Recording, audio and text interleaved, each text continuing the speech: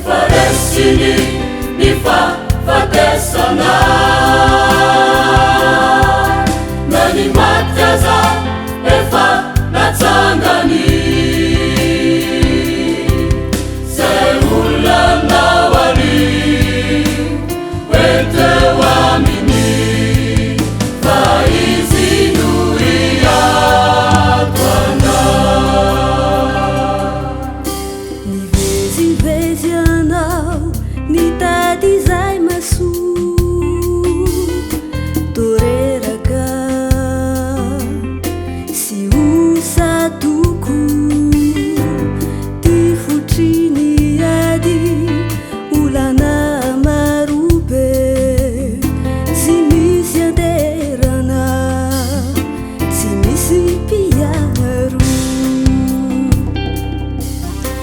amilazaiko anao izy efa nandesa arita fanesanao efaresiny ny fahafatesana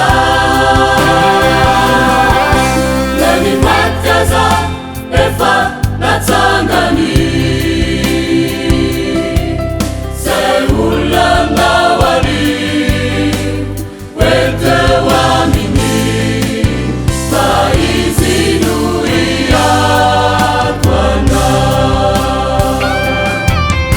efaresiny ny fahafatesana na ny maty aza efa natsangany zay olona naoany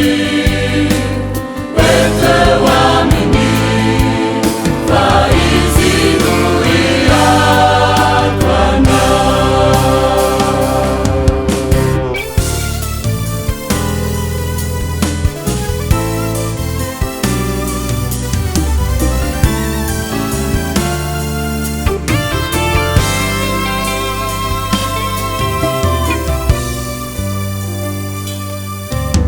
azany salasala vatapaony evitrao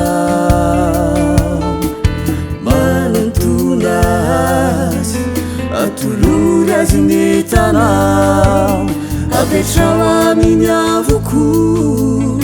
ny adinao rehetra tsy misy tsy hainatao matoky azy zao